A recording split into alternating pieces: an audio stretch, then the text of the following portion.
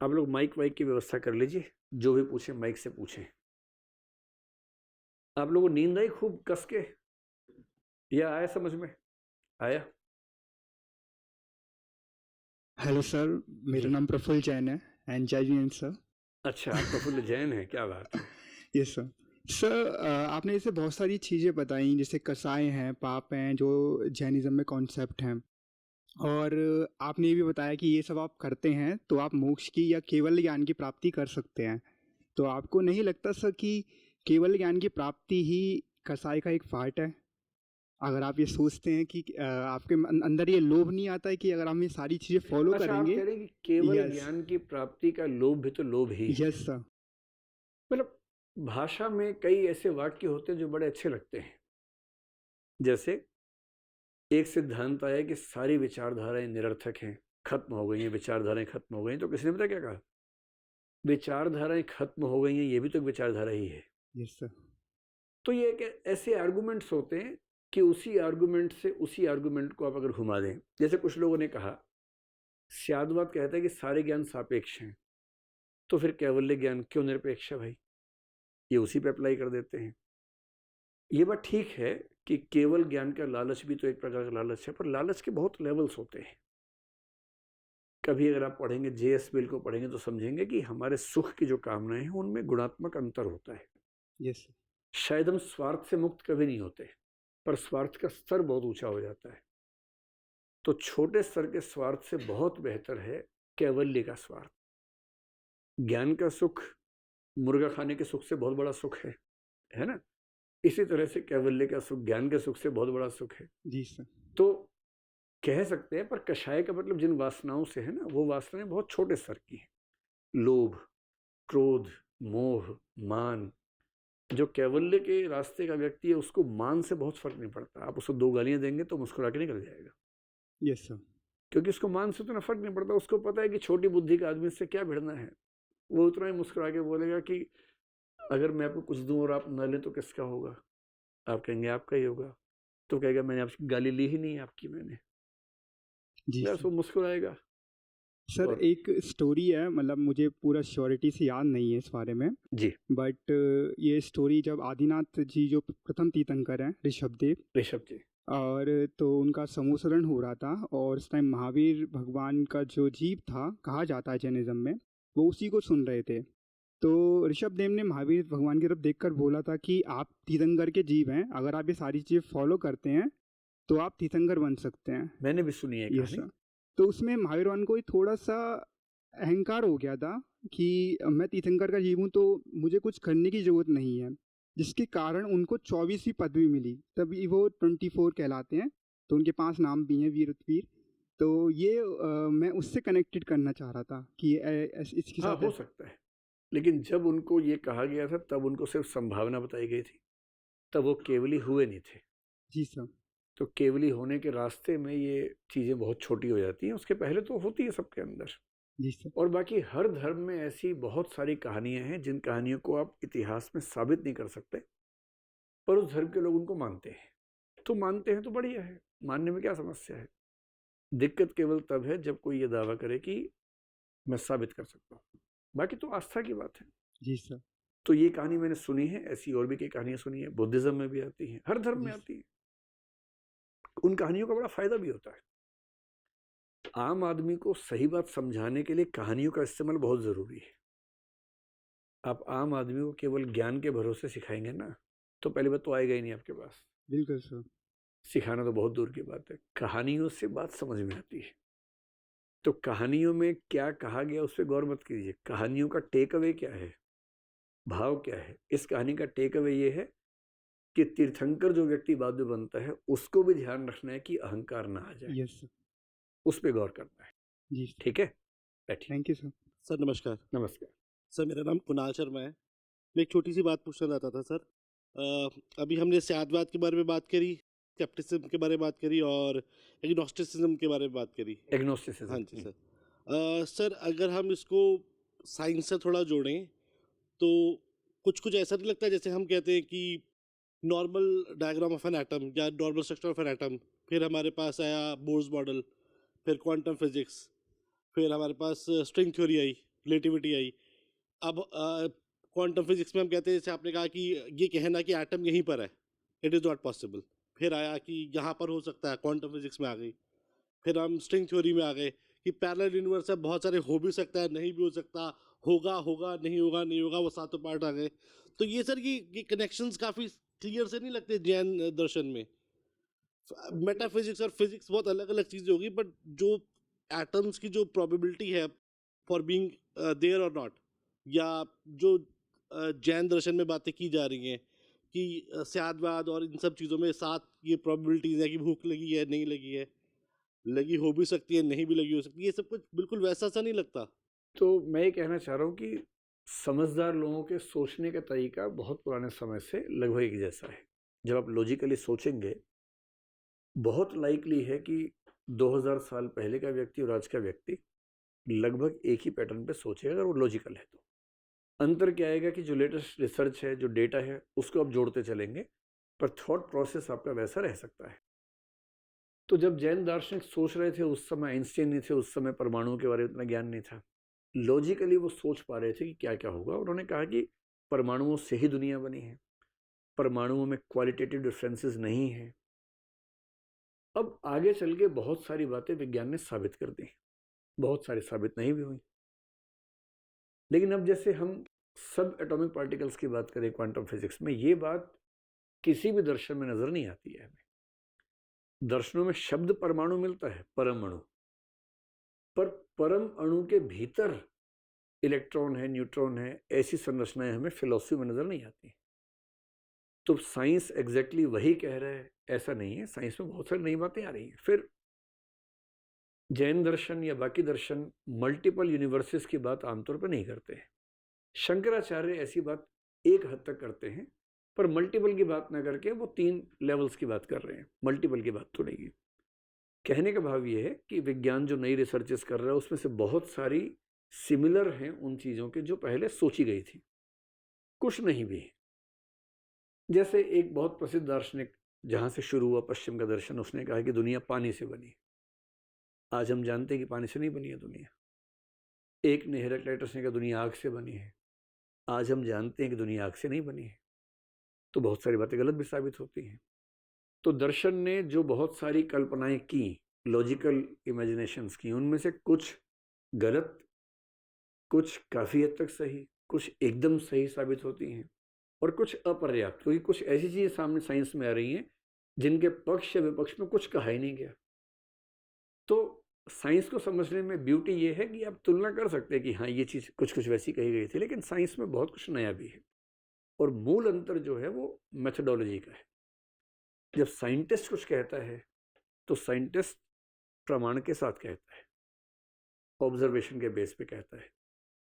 और साइंस की सबसे सुंदर बात पता क्या है? स्यादवाद का एक मूल्य साइंस के अंदर निहित है। जब भी कोई साइंटिस्ट अपनी थियरी देता है, उसमें साफ लिखता है जब तक यह खारिज ना हो जाए तब तक इसको माना जाना चाहिए। हर साइंटिस्ट हर रोज तैयार है कि मेरा सिद्धांत गलत हो सकता है, धर्म तैयार नहीं है इसके लिए। और यहीं आके धर्म डोगमेटिक हो जाते हैं, मताग्रही हो जाते हैं। साइंस मताग्रही नहीं होता है। तो साइंस का मेथड काफ़ी अलग है, ऑब्जर्वेशनल है, वो केवल लॉजिकल इमेजिनेशंस वाला नहीं है। लेकिन हाँ, ये बात सही है कि बहुत सारी चीज़ें सिमिलर हैं, और आगे भी ऐसा होगा, कई चीज़ें सिमिलर निकलेंगे। लेकिन इससे ये भूल नहीं करनी है कि सब कुछ पहले ही कहा जा चुका है। कई गुरु टाइप के लोग आजकल बोलते हैं सब कुछ पहले कहा जा चुका है, और हर धर्म में बोल रहे हैं। हर देश में ऐसे लोग हैं जो बता रहे हैं कि सारी साइंस की बातें हमारी किताब में लिखी हुई हैं, कहीं नहीं लिखी है। कुछ कुछ मोटी मोटी बातें मेल खाती हैं, उतनी ही मेल खाएं तो ठीक है, वरना हमें मानना पड़ेगा कि 5000 साल में हमने कुछ किया ही नहीं है ना। साइंस की डेवलपमेंट बहुत बड़ी चीज़ है जी। नमस्कार सर। हमारे जीवन शैली में जो भी हमारी सुख सुविधाएं होती हैं वो भी एक बंधन है। तो मेरा सवाल है कि आपका क्या मानना है, कम उम्र में बंधन में बंधे रहना ही व्यवहारिक है, या दर्शन को जानकर उसके मतलब दर्शन को जानकर कैवल्य की राह पर अग्रसर होना ही सही है? देखिए, मैं ना दर्शन पढ़ाता हूँ, मैं ये बिल्कुल नहीं चाह रहा कि आप उस राह पे निकल जाएं। मैं बिल्कुल नहीं चाह रहा। मैं तो सारे दर्शन पढ़ा रहा हूँ, चारवाक भी पढ़ाया था। अब उस दिन मैं थोड़ा ना कह रहा था कि पीतवा पीतवा पुनः पीतवा। मैं ये थोड़ा ना कह रहा हूँ कि सब लोग पीना शुरू कर दे। तो मेरा मानना ये है कि दर्शन की एक उम्र होती है जो अभी आपकी नहीं है ना। अभी सामान्य जीवन जीना बेहतर है। 50-60 के बाद सोचिएगा ये सब, अभी तो सामान्य जीवन जीना। हाँ, बस ये इसका फायदा जरूर है कि कोई ऐसी चीज की लत न पड़ जाए जो घातक हो। इतना कंट्रोल खुद पे बना रहे तो ठीक रहता है। सहज जीवन जीना चाहिए, बढ़िया नौकरी ढूंढिए, मेहनत कीजिए उसके लिए, कुछ कषाय वषाय नहीं, आराम से नौकरी ढूंढिए बढ़िया। ये 50-60 के बाद सोचेंगे कि अब मुक्ति का समय आ गया। और मुक्ति सच में मिलती है नहीं मिलती है किसी को नहीं पता। हम कहते हैं मोक्ष, 8 दर्शन 9 में से मानते हैं कि मोक्ष मिलता है। हमने किसी को देखा नहीं अब तक, हमने तो मरते हुए देखा है। उसके बाद मोक्ष मिला कि नहीं मिला पता नहीं। अब इतनी मेहनत करके जाए, पता लगे कुछ है ही नहीं, क्या फायदा, ये भी तो डाउट होता है। तो मेरा मतलब, ये तो हंसी मजाक की बात हुई। मेरा कहना ये है कि सहज जीवन से अच्छा कुछ नहीं है, लेकिन हाँ अपनी तय सीमाओं के भीतर वो रहे। किसी भी तरह का एक तरफा जीवन, अति वैराग्य और अति भोग, दोनों से सुंदर रास्ता है बीच का रास्ता, जो अगली क्लास में बुद्ध बताएंगे, मध्य मार्ग। और अरस्तु नहीं बताया मध्य मार्ग, दोनों का सेम रास्ता है। नमस्कार सर, मेरा नाम है गजेंद्र। सर क्वेश्चन ये था कि जैसे हम भगवान महावीर की मूर्ति हम देखते हैं उनकी ना, तो वो ध्यान में बैठे होते हैं। तो जैसे आपने पूरा पढ़ाया देखा, तो वहाँ पे ध्यान कहीं पे मतलब वर्ड यूज नहीं हुआ। क्या जैनिज्म में सर ये जो कैवल्य की पूरी प्राप्ति की प्रक्रिया है ना, ये ध्यान के रास्ते से ही होती है। अच्छा। और इसमें माना गया है कि जो सम्यक ज्ञान वाला मसला है, उसके लिए बहुत ज़रूरी है कि हम उन चीज़ों का चिंतन करें, मनन करें। दर्शन में एक शब्द आता है चिंतन मनन निधिध्यासन। ये शब्द शंकराचार्य ने ज़्यादा इस्तेमाल किए, पर उसका भाव लगभग सब लोग मानते हैं कि केवल शास्त्र को पढ़ना काफ़ी नहीं होता, उसका चिंतन करना, मनन करना, उसमें डूबना, उसे महसूस करना, फिर चरित्र के स्तर पर आ जाना। और जब आप बात करेंगे सत्य, अहिंसा, अस्तेय, अपरिग्रह, ब्रह्मचर्य, विशेष रूप से ब्रह्मचर्य के लिए बहुत ज़रूरी है कि हम ध्यान की साधना के लायक हो जाएं। वहीं से वो ताकत आती है कि चीज़ें असर डालना बंद कर दें। लेकिन हाँ, ये बात ठीक है कि मेडिटेशन को लेके स्पष्ट वर्णन जिन दर्शनों में ज़्यादा मिलता है उनमें कि योग है। शंकर के यहाँ मिलता है स्पष्ट रूप से, वहाँ क्योंकि ज्ञान मार्ग की बात है तो वहाँ ध्यान में बैठना लंबे समय तक। जैसे योग दर्शन ने जो अष्टांग योग दिया, उसमें धारणा, ध्यान, समाधि, इन 3 अवस्थाएं आती है। तो ध्यान जो है 7वीं अवस्था है। यम, नियम, आसन, प्राणायाम, प्रत्याहार, धारणा, ध्यान, समाधि सुना होगा आपने ना। तो उसकी 7वीं अवस्था ध्यान है। ध्यान का ही अगला जो लेवल है वो समाधि है। समाधि में जो पहला स्तर है संप्रज्ञात और अगला स्तर असंप्रज्ञात समाधि। असंप्रज्ञात समाधि मतलब कोई विषय आपको नहीं चाहिए, आपका दिमाग स्थिर हो गया और अब वहाँ मोक्ष की प्राप्ति हो जाती है। तो मैं ये कहूँगा कि जिन दर्शनों ने ज्ञान मार्ग पर बल दिया, वहाँ मेडिटेशन पर फोकस ज़्यादा रहता है।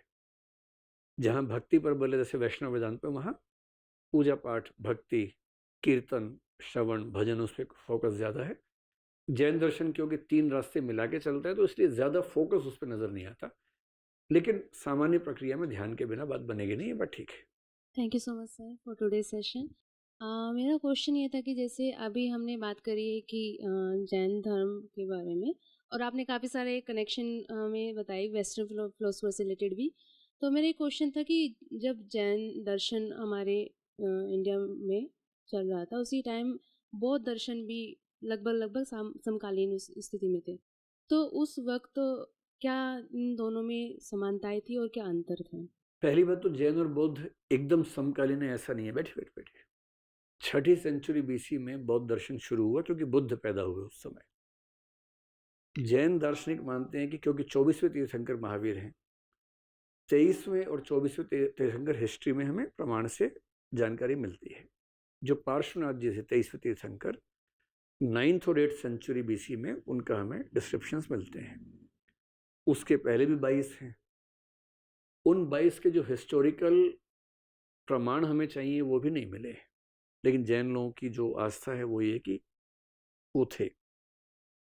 जो पहले तीर्थंकर हैं ऋषभदेव, बहुत इंटरेस्टिंग बात है कि जैन लोग मानते हैं कि जो राजा इक्ष्वाकु थे वही ऋषभदेव थे, और इक्ष्वाकु का जो वंश है हिंदू परंपरा में, उसी वंश में भगवान राम हुए हैं।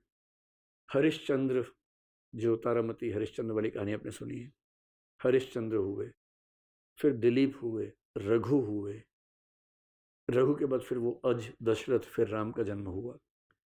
तो जिन इक्ष्वाकु के वंश को हिंदू धर्म में राम जी का पूर्वज माना गया है, जैन लोग मानते हैं कि ऋषभदेव वही इक्ष्वाकु हैं। तो रूट में या तो बहुत सिमिलैरिटीज रही होंगी।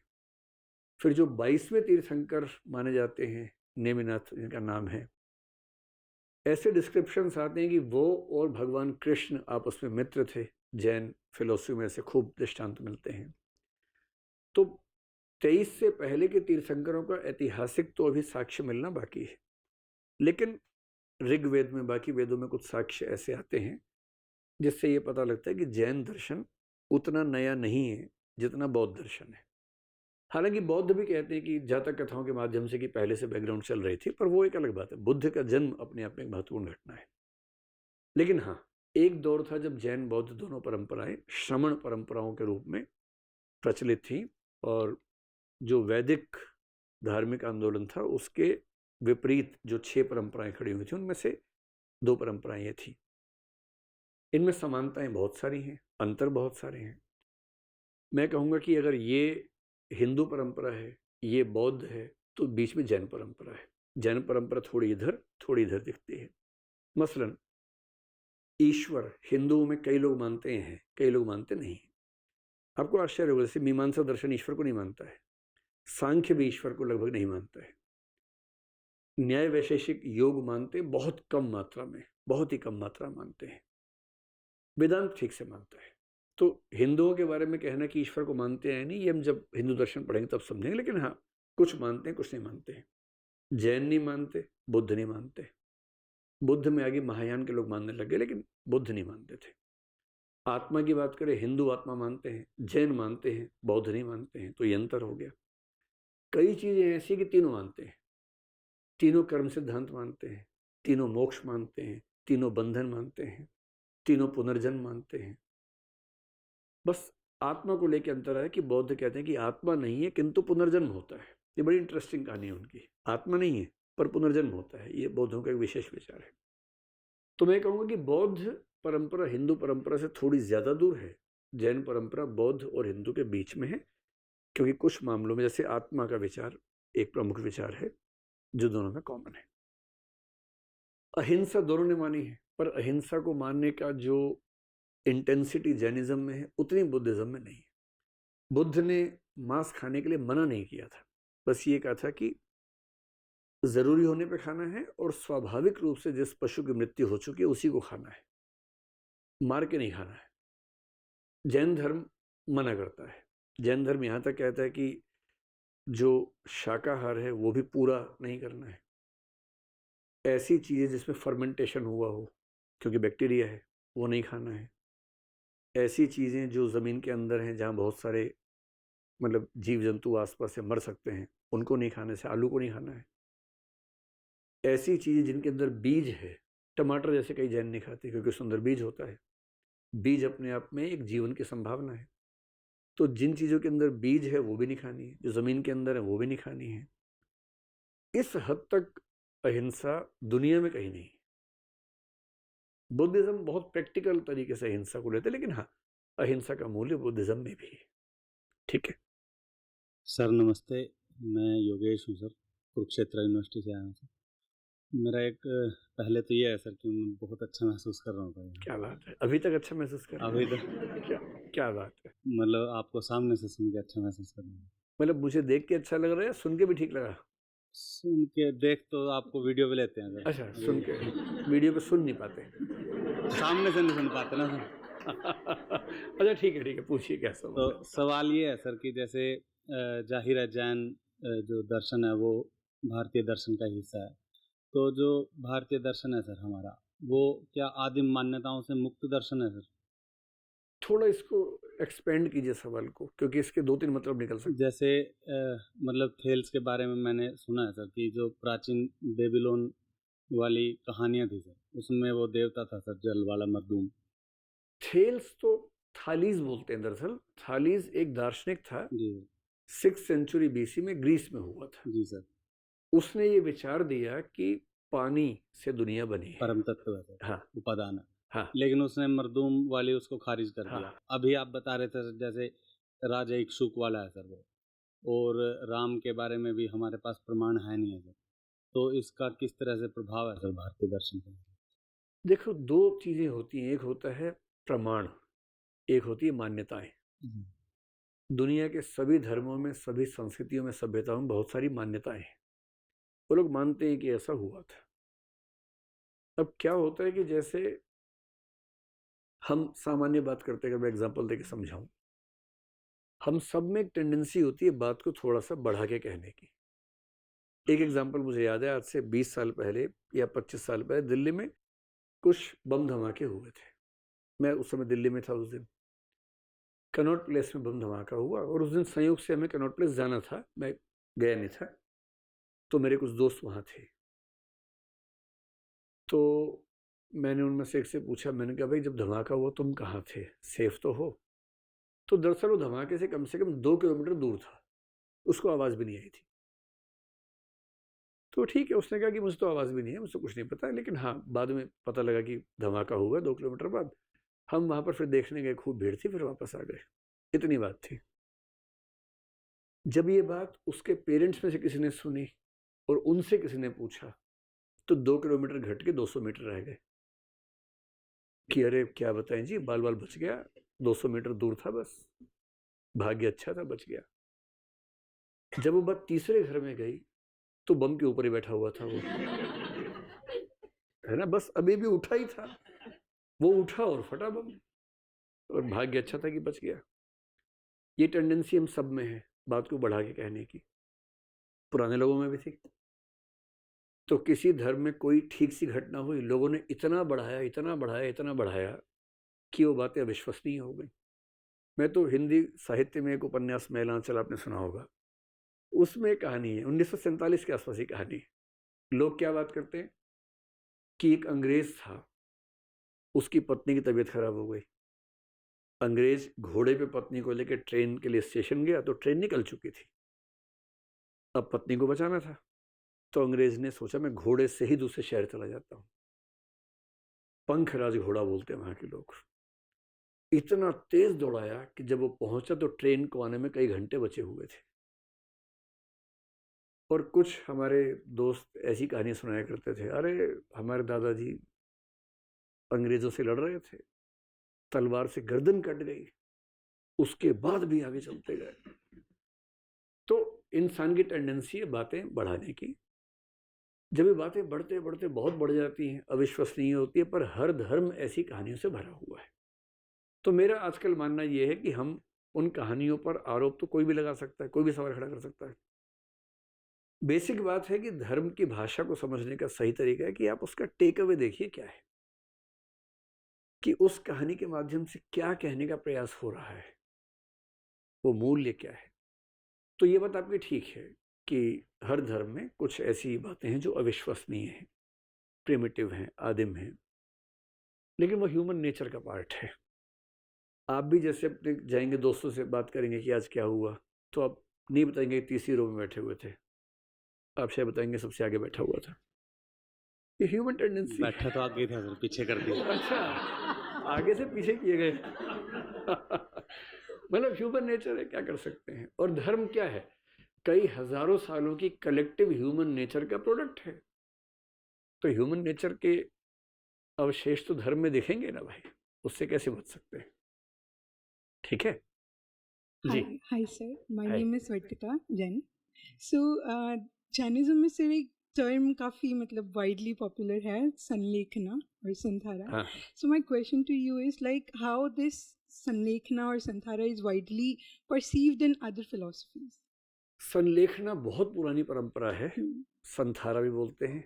जो लोग नहीं जानते, संलेखना या संथारा वो परंपरा है, Voluntary fasting to death. हाँ, जिसमें जैन कई लोग अपना जीवन समाप्त करने के लिए भूखे रहना शुरू कर देते हैं लंबे समय तक। कुछ लोग धीरे धीरे करते हैं, कुछ एक साथ करते हैं। तो कई जैन सन्यासियों ने अपना जीवन अपनी इच्छा से उस तरीके से समाप्त किया, भोजन लेना कम किया और कम किया, और एक समय के बाद छोड़ दिया। छोड़ने के बाद 2 दिन, 4 दिन, 7 दिन, 10 दिन के बाद उनकी मृत्यु हो जाती है। जो महावीर हैं, तीर्थंकर महावीर, उनके माता पिता ने भी संलेखना लिया था, शायद आपको पता ही होगा। By being a Jain, I'm not that aware of the religion. कोई बात नहीं, मैं बताता हूँ आपको। इसके अलावा अगर आपने सुना हो कि दिगंबर श्वेतांबर का जो डिवीजन हुआ था, भद्रबाहु, आचार्य भद्रबाहु ने घोषणा की थी कि मगध में अकाल पड़ने वाला 12 साल का। वो अपने फॉलोअर्स को लेकर चले गए थे कर्नाटक। अगर आपने श्रवण बेलगोला देखा हो, मैंगलोर के पास है, नहीं देखा? मैं जैन नहीं हूँ, मैं 2 बार जा चुका हूँ देखने के लिए, आपको जाना चाहिए एक बार, है ना। श्रवण बेलगोला मैंगलोर के पास, वहाँ से करीब 100 किलोमीटर दूर एक जगह है जहाँ गोमतेश्वर का एक बहुत बड़ा स्टैचू है पहाड़ के ऊपर। Yes.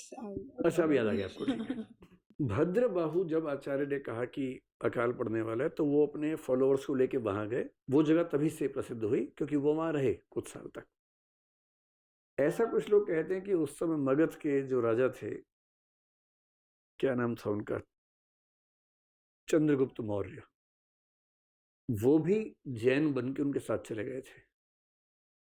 और चंद्रगुप्त मौर्य ने संलेखना ली थी श्रवण बेलगोला में, इसलिए वहाँ एक पहाड़ी है जो चंद्रगुप्त मौर्य के नाम से आज भी संरक्षित है। हालांकि श्वेतांबर लोग आमतौर पर मानते हैं कि ऐसा नहीं हुआ था, इतिहास में भी प्रमाण नहीं मिलते, पर दिगंबर लोगों में धारणा है।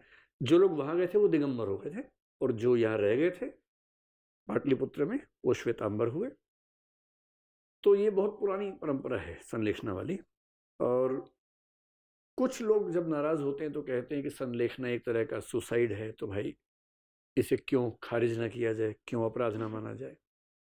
बीच में एक दौर था जब सुप्रीम कोर्ट ने इस पर सवाल उठाए थे, फिर पिटीशन चल रही थी, सुप्रीम कोर्ट भी सीधे जवाब देने से बच रहा था उस समय।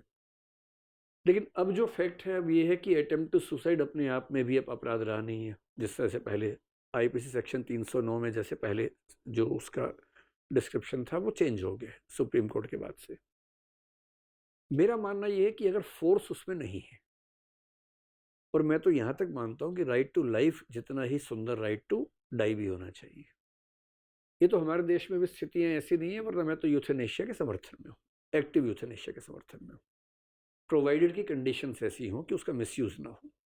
कई देशों में, स्विट्जरलैंड वगैरह में, यूरोप के कुछ देशों में एक्टिव यूथेनेशिया होता है, लोग जाते हैं। वहाँ डेथ टूरिज्म चल रहा है आजकल, इसी नाम से डेथ टूरिज्म चलता है, लोग जाते हैं अपनी अच्छी मौत के लिए जाते हैं।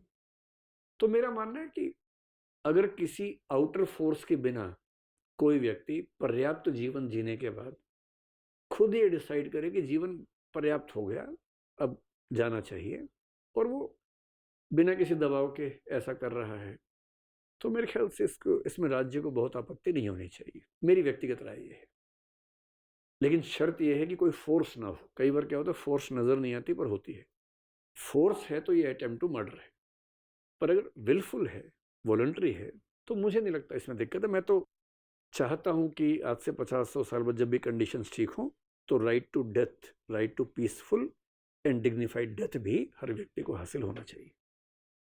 मतलब मैं कुछ ऐसे लोगों को जानता हूँ जो टर्मिनली इल हैं, कभी ठीक नहीं हो सकते, रोज़ पेन झेलते हैं, रोज़ दुआ करते हैं कि मौत आ जाए, मौत भी नहीं आ रही, खर्चा रोज़ हो रहा है, पैसे हैं नहीं परिवार के पास, घर बेच बेच के खर्चा हो रहा है, ठीक कभी नहीं होंगे, डॉक्टर ने कई बार बता रखा है।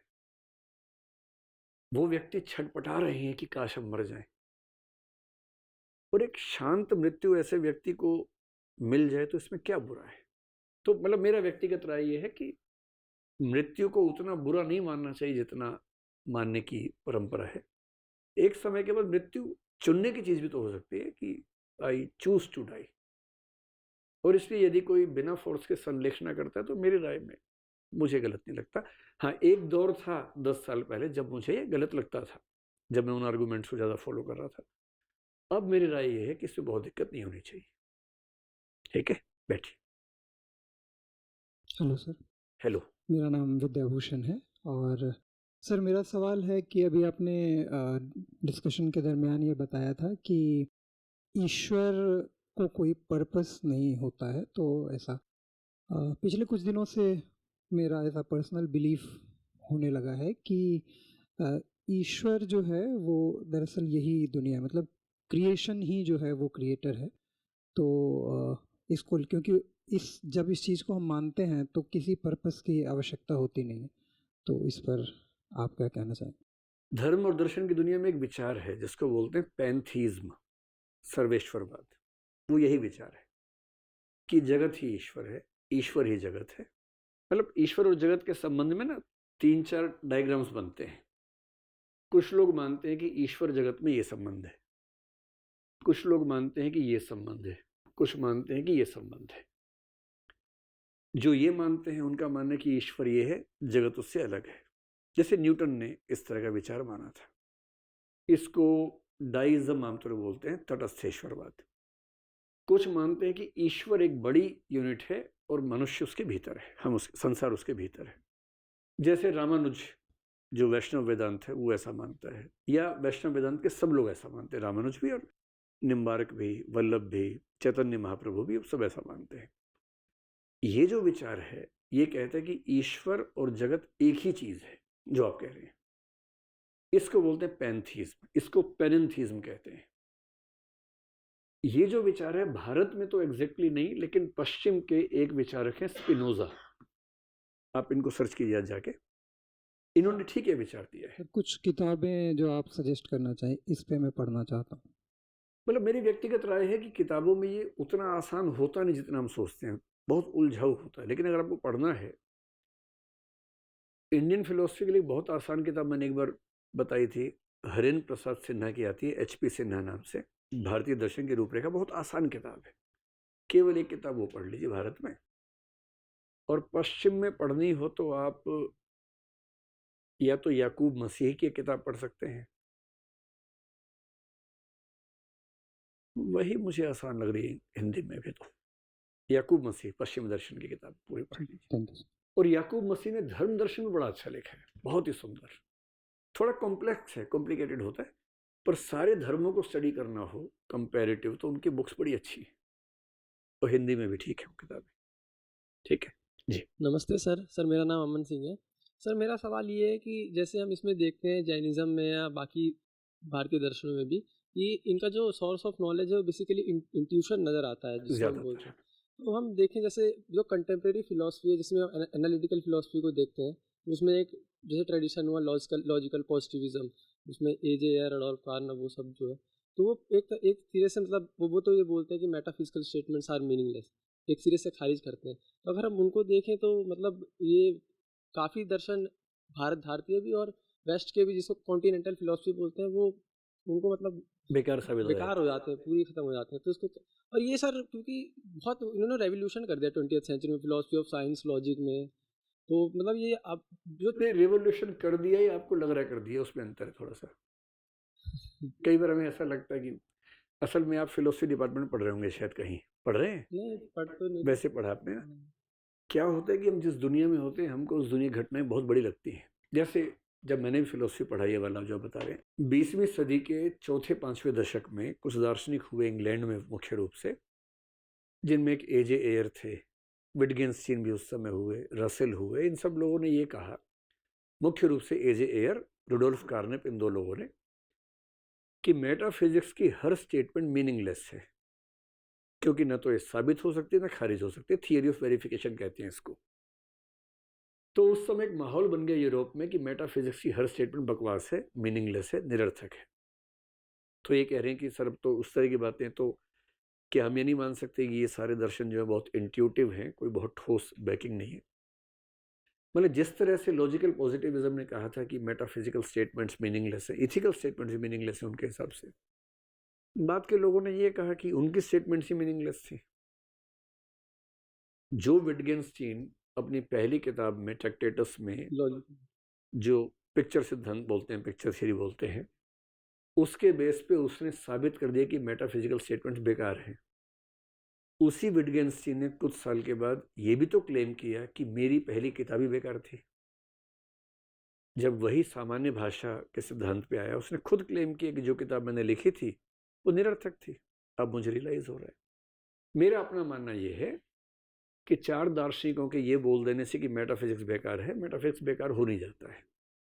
जब तक दुनिया में अंतिम सत्य नहीं पता लगेगा, ये जिज्ञासा खत्म होगी नहीं। जब तक जिज्ञासा खत्म नहीं होगी, साइंस भी, धर्म भी, दर्शन भी अपने अपने तरीके से अंतिम प्रश्न का उत्तर ढूंढने में लगे रहेंगे।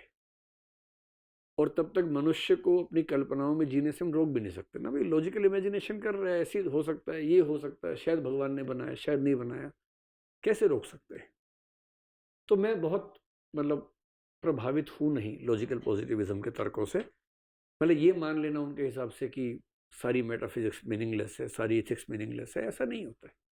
उनकी राय है, उस राय से ज़्यादा चारवाक के काफ़ी नज़दीक उस सेंस में हम कह सकते हैं सर उनको।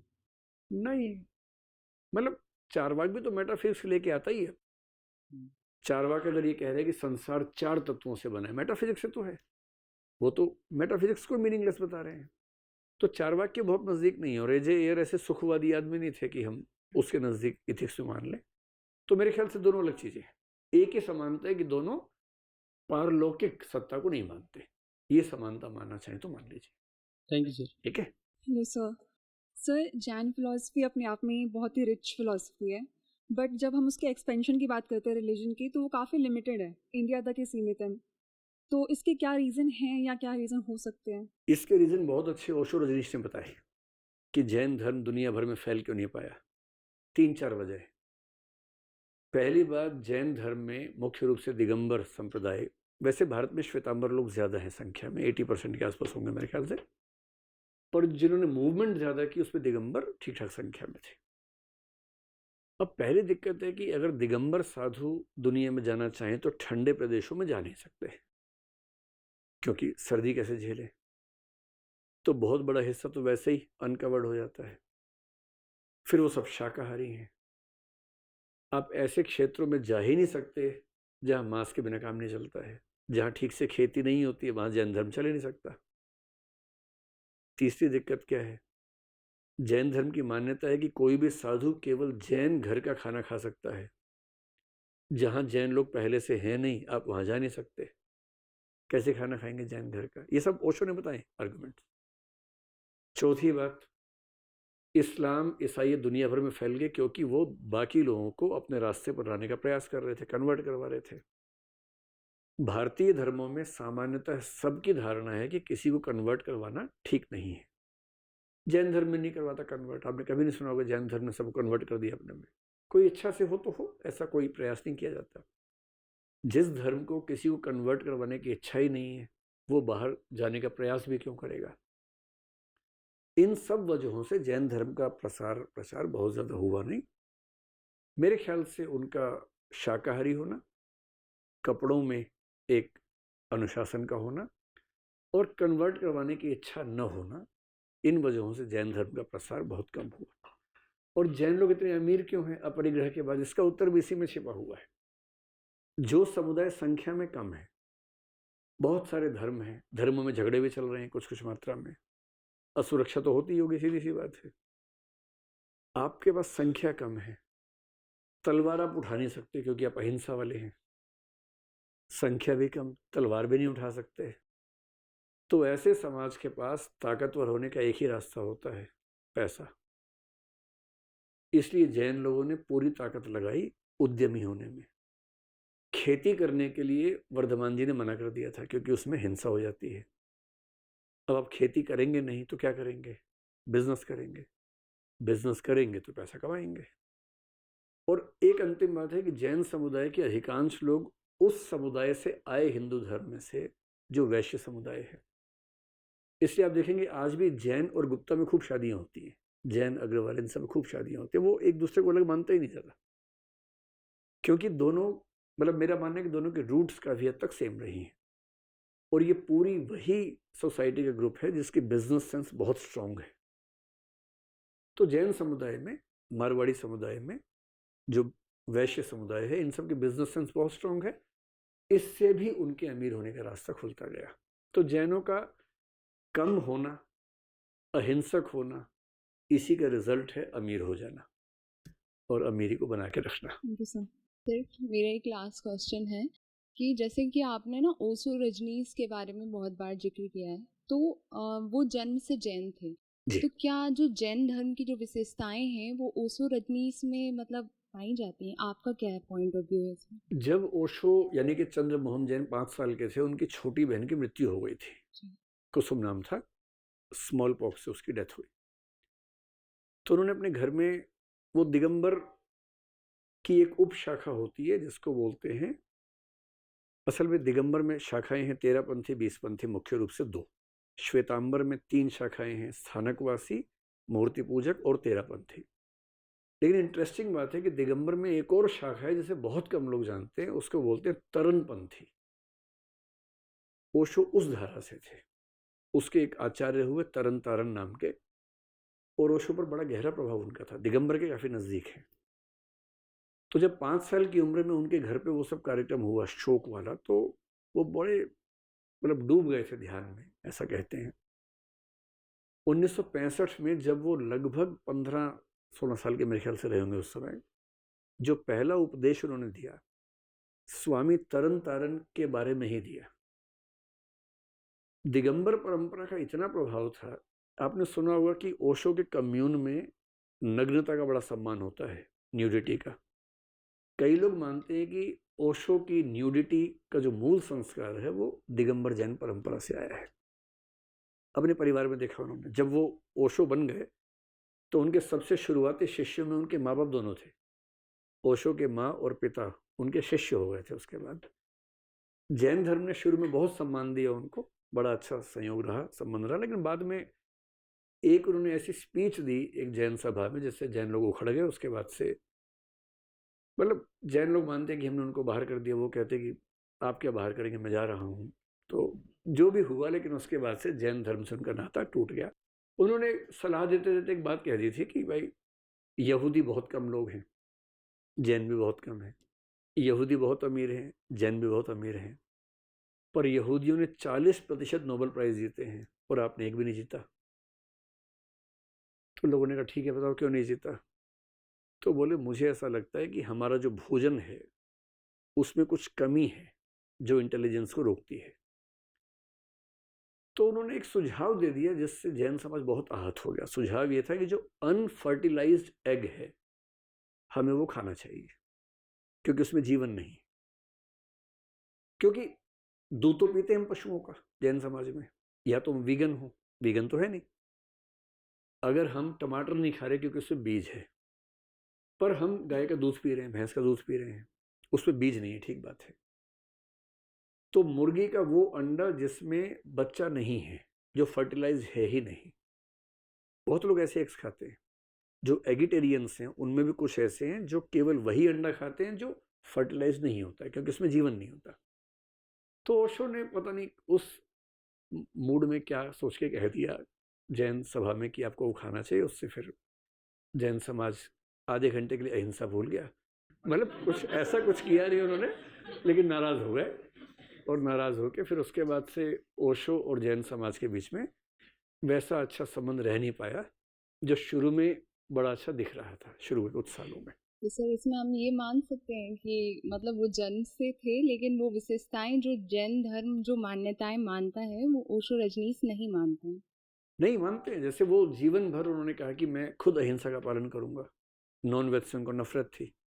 उनका ये कहना था कि किसी की हत्या करके उसको खाने का विचार ही अपवित्र है, अधार्मिक है मेरी राय में। उन्होंने ये भी कहा कि जैन धर्म दूसरों को कन्वर्ट करे, मैं एकदम पक्ष में नहीं हूँ, क्योंकि दूसरों को अपने रास्ते पर लाने का विचार खुद में हिंसक विचार है। तो वो जैन धर्म की कई मान्यताएं मानते हैं, अहिंसा को मानते हैं, किसी को कन्वर्ट नहीं करवाना इसको मानते हैं, न्यूडिटी को बहुत सम्मान देते हैं, जैनों का जो पंचव्रत है उसका बड़ा सम्मान करते हैं, लेकिन लिमिटेड नहीं है महत्व। उन्होंने बाद में कई और धाराएं जोड़ी अपने चिंतन में। सर मेरा एक क्वेश्चन और है, जो कि अभी क्वेश्चन पूछा था संथारा और संलेखना से रिलेटेड। मेरा क्वेश्चन ये था कि अगर कहते हैं मतलब कुछ लोग ऐसा मानते हैं कि जिनको बहुत ज़्यादा ज्ञान प्राप्त हो जाता है वो संथारा या संलेखना को अपना लेते हैं। तो अगर कोई छोटा बच्चा है जिसकी एज मतलब कह सकते हैं कि वो वयस्क नहीं है और उसको ज्ञान प्राप्त हुआ और उसको लग रहा है कि अब मुझे संथारा ले लेना चाहिए या संलेखना जो भी वर्ड यूज़ करते हैं वो लेना चाहिए, तो ये कहाँ तक सही है? ऐसा उदाहरण मैंने आज तक सुना नहीं है नहीं। कि किसी छोटे बच्चे ने संथारा के लिए कोशिश की हो। मेरे ख्याल से उसके माता पिता को समाज को समझाना चाहिए, क्योंकि संथारा का मतलब है जीवन समाप्त करना। जी। वो मेरे ख्याल से रोकना चाहिए। वो तो 60-70 की उम्र के बाद जब रियलाइजेशन हो जाता है कि जीवन हमने पर्याप्त जिया, उसके बाद ज़्यादा अच्छा लगता है। पर सर मैंने देखा है मतलब मैंने खुद मेरे फ्रेंड्स में अनुभव किया है कि आप शायद दीक्षा लेने की बात तो नहीं कर जी रही हैं? सर, हाँ मतलब हाँ दीक्षा लेने के बाद भी कुछ बच्चे ऐसे होते हैं जो संथारा की मतलब इच्छा जागृत करते कि उस उम्र में हाँ कि मुझे मतलब मैंने सब देख लिया है, मतलब कुछ ऐसे हैं जिन्होंने नहीं, तो मेरे पढ़ा ख्याल है। से उनको रोकना चाहिए, जी। क्योंकि बच्चे को ये एहसास होना कि मैंने सब देख लिए है, वो बच्चे को एहसास है सिर्फ, है ना? बच्चे को तो एहसास हो ही जाता है। तो समाज का धर्म बनता है कि उस समय उस बच्चे को समझा बुझा के रोके, है ना? कई ऐसे बच्चे, जैसे 10-12 साल का बच्चा मान लीजिए गया, दिल टूट गया और आके बोले कि ये जीवन निरर्थक है, मैं मरना चाहता हूँ। आपको पता है कि 1 घंटे में कुल्फी मिलेगी, भागेगा उसके पीछे। तो वो मोमेंट्री फीलिंग है, उस मोमेंट्री फीलिंग को 70 साल के व्यक्ति के अनुभव और उस स्तर पे आके सोचने में उसकी तुलना नहीं हो सकती। बहुत अंतर है दोनों बातों में। बहुत बहुत धन्यवाद, आप लोग आए और 1 साल बाद आखिर ये सीरीज़ आगे बढ़ी, मुकम्मल हुई। सब ठीक रहा तो फिर मिलेंगे, जल्दी मिलेंगे। शुक्रिया।